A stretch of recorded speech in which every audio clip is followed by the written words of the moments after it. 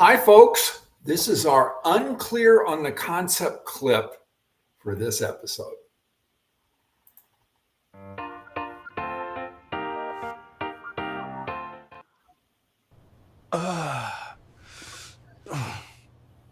ChatGPT, do my email for me.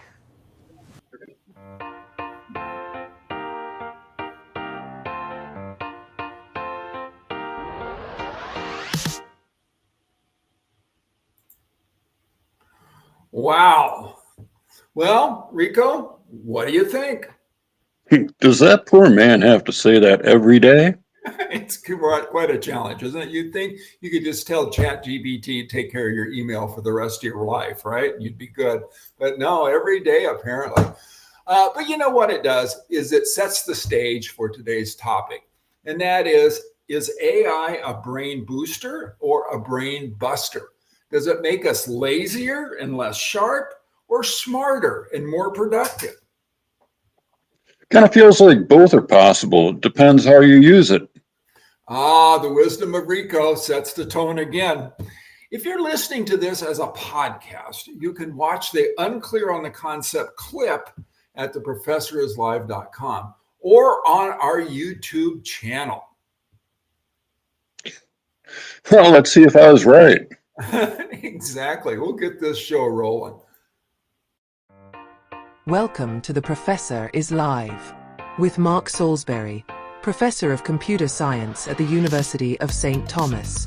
In each lively 25-minute episode, Mark and producer Rikko Smart dive into topics shaping our world, featuring expert interviews and engaging live audience participation. Discover groundbreaking ideas for the future and timeless wisdom you can't afford to forget, all infused with humor and charm. Leave every episode feeling inspired, informed, and optimistic about what lies ahead. For more bragging about this show, go to theprofessorislive.com.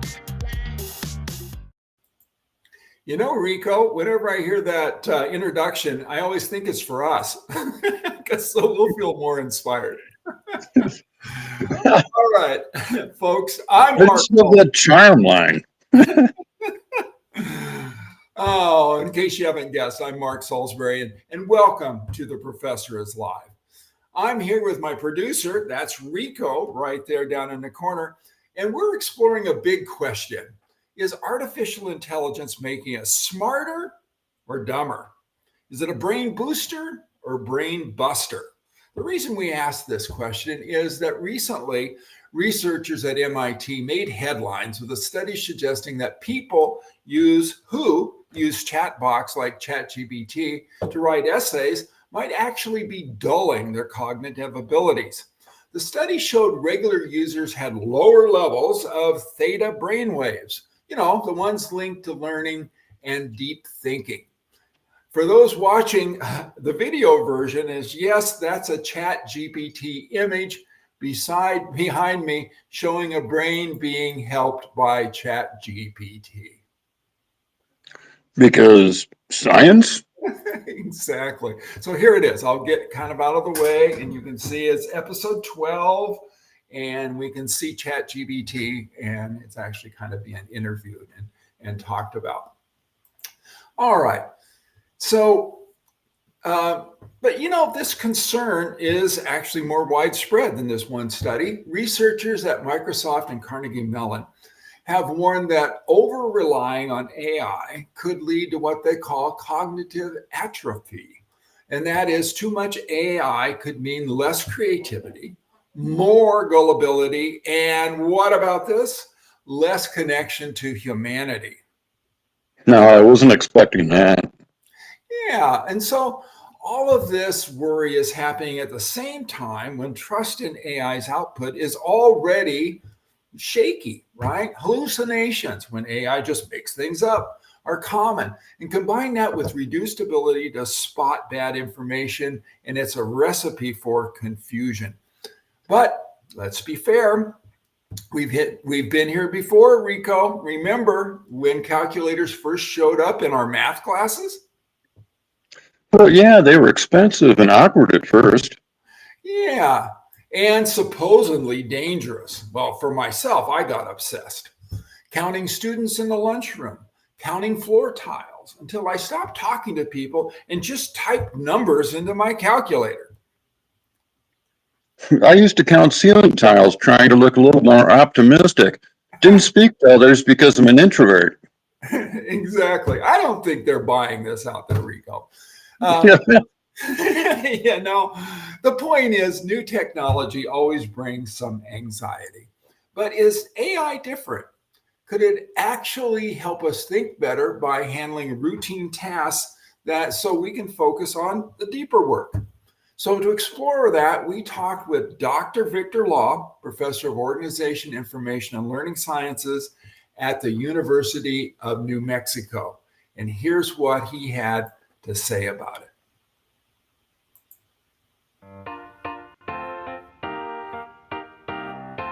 Welcome, Victor. You've done a lot of work on how humans solve problems. So tell us, in light of this MIT study, do you think that using AI tools harms human problem solving? Actually, this is a very interesting study. But before I answer the questions, I think like there are two main characters here. One is the AI tools and the other is human problem solving. So for the AI tools, most of the time we think about ChatGPT or something like that. Mm-hmm. And there are a lot more other AI tools. They are more specific. So I think like we need to understand like what AI tools is it about. Of course, in that study, it's a very general, like throw them into ChatGPT and do whatever they want. So this is a big challenge, like to understand like what the effects of the AI tools on human problem.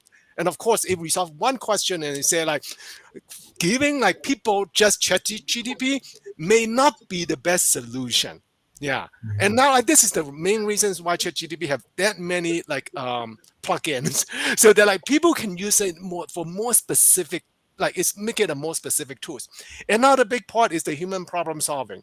So and the task like it was a writing task, is a very general writing task.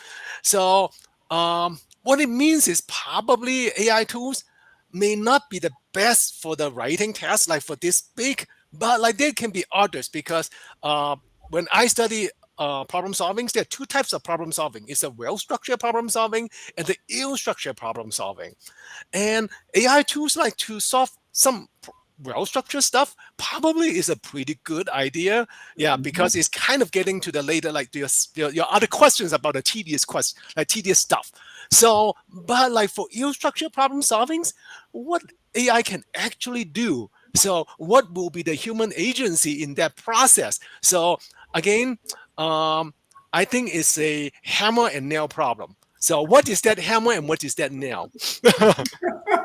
Well, that's, and I think about this too with, they showed, back in the study is that people who constructed their own text, right, for email, their brains were working. And the other ones who were using GBT, they weren't doing much at all. And I think about, if we just took a bunch of high schoolers and we had a group with calculators and another group that had to actually add up a bunch of numbers in their head, I think the ones that were adding up in their head would be pretty busy. Yes. They have a lot of brain activity, right? Yes. And but that doesn't mean that we should remove calculators from the classroom. Yeah. So I think this is similar in that regard. Yes. Like I think like I always think about like the calculator questions. Is it like now like everybody use calculator? So we should let everybody using it. But the question is it an important task? Yeah, for a particular problem. I think at the end, like the users or like in the learning environment as the professors, instructors needs to ask that question. So I use an examples like in my school life. So I learned Java, and like when I program it, like of course I was a learner, and I spent 3 hours to figure out I missed a semicolon. And from that on, I never forget like putting that semicolon on. Because I knew that it's stupid. But like the question is, today, do we still need people to learn that syntax?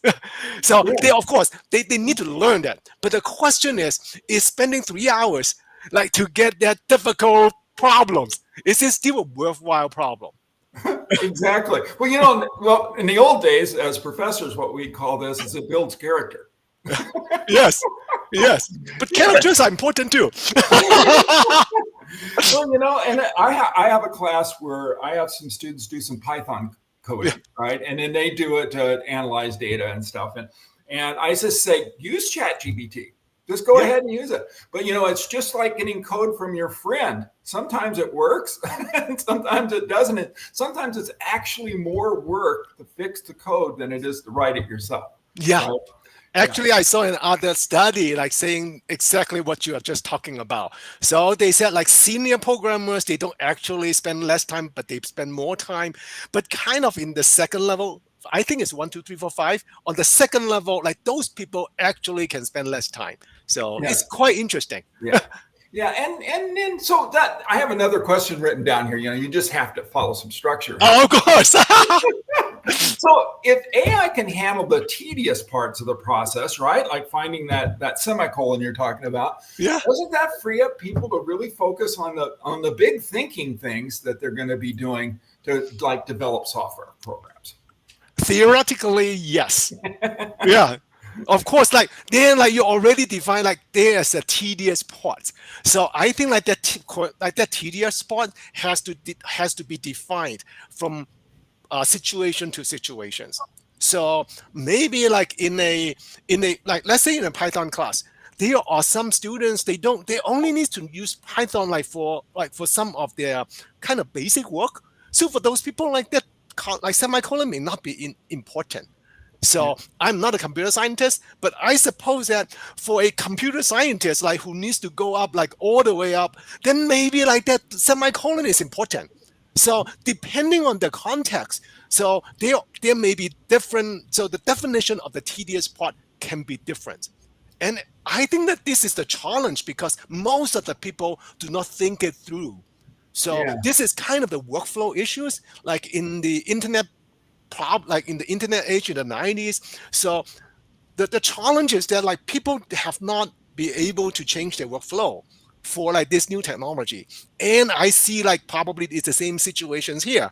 So people haven't really think through the workflow yet. Yeah. And what parts do you actually have to know at such a level that you never forget, right? Exactly. And that's our challenge, I think, as educators is what should we actually now be teaching, right? Exactly. So I think like this is something like for all educators, needs to reflect on like the whole curriculum, like from K all the way to like even master doctorate. What our curriculum should look like for the new world. Yeah. I mean, it's except in a much bigger way. It's redesigning our math curriculum so people use calculators, right? Yes. And the challenge to mathematicians, this is what people tell me, is that they have to make sure that their students really know these operations, whether it's division or multiplication or the square root of something or standard deviation, right? Yes. Stats, that they actually know how those are calculated and what that concept really stands for. Exactly. Yeah. Yeah. So I remember like when previously I have talked to people regarding to SPSS versus R, and some people arguing that like the people using R, they are better to understand the statistical concept because they need to write out the code. Versus SPSS, they just check. Like when my professor say check this box, they didn't really think about what does it mean by checking that box. So I think at the end, like the platform, the tools that we use do have an impact on how we think. Yes, I think so too. I'll go back to that coding in R though, is that, people who like coding and are in computer science, they just think it's always good. It solves some problems. How about this? But it can create another problem. Oh, okay. So in the long run, getting back to this MIT study, I think they were actually answering the wrong question, right? I mean, especially, I don't think the folks at MIT are doing this so much. It's other people looking at it and going, wow, those brains have gone dead there. There's no data waves going there, right? And in reality, what we really need to be looking at is overall, right? When people are doing a larger process or project and they have a whole lot of things going on in design and conceptualization, what are those brains doing there, right? And so can tools AI kind of tools actually help people stay in that upper level where those brains are actually very engaged. So for this one, I take a more economic view or business view. I remember like I talked to a professor from NYU, and he said it depends on the market. If people don't like it, they won't buy it. Yeah. So like at the end is whether whatever things that we are doing, like business are doing, creating that gadgets will be good enough like for other people to buy it. If like people don't buy it, then like they have to think about like their processes. And some of the processes that are not good will be eliminated. And Yeah. the processes that is doing good will flow up. So this is how I see it is probably the market will make the decisions so that the higher level thinking will survive and Yes. the lower level thinkings will not survive. Yeah. So this is how I see it. But like the question is how long the run will be. So how long like the market needs to take like to basically do it. And in the meantime, what will be the impact on everybody, including like the workers, including the educations, like so this is a huge problem. Well, as usual, we can't rely on AI to solve it for us. It's us as human beings are going to have to sift this out Yeah. and work on that. So, well, Victor, we're getting to the end of our time here. So I want to thank you for being with us today and help us clarify this study and think about our path forward. So thanks a lot for being on the show. Thank you for talking to me. Like it's such a fun time. Thank you.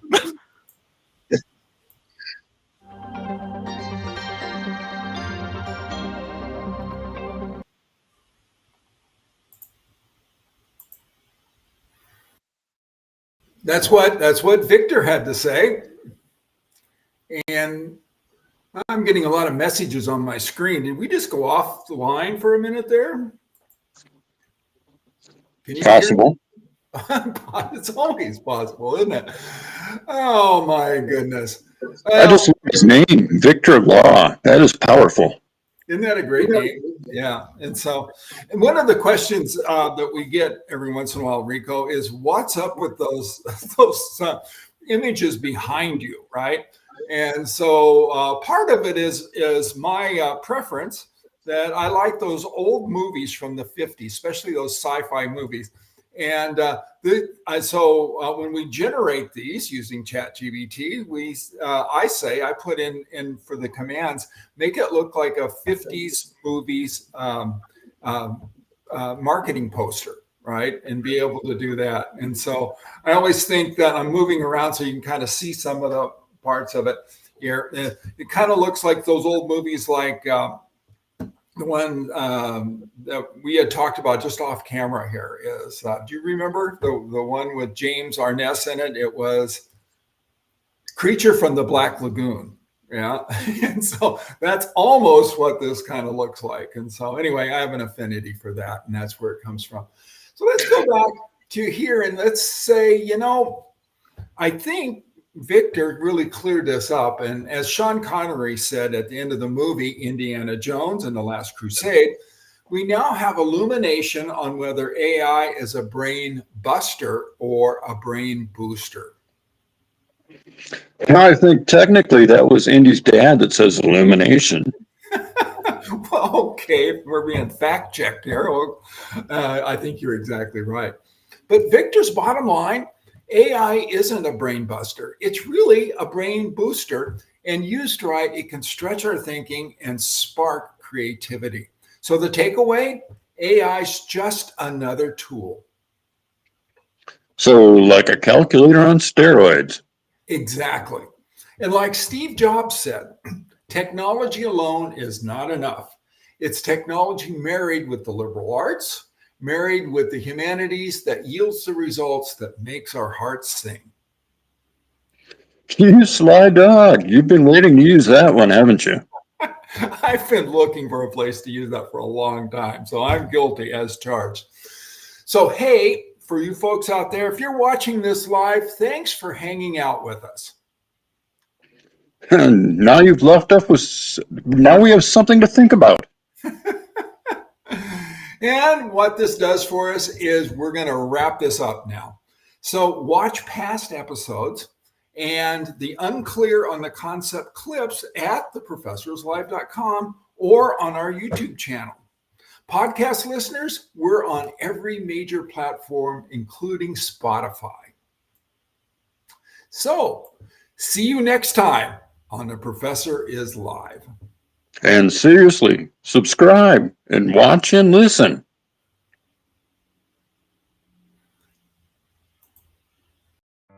The Professor is Live. Hosted by Mark Salisbury and produced by Rikko Smart. We go live on LinkedIn, then bring the conversation straight to you as a podcast. Catch us on YouTube or Spotify for full video episodes. Or listen anytime on your favorite podcast platform. Want the inside scoop on previous shows or a chance to bring The Professor is Live to your own event? Then head to theprofessorislive.com today. The Professor is Live with Mark Salisbury, inspiring curiosity, laughter, and learning every week.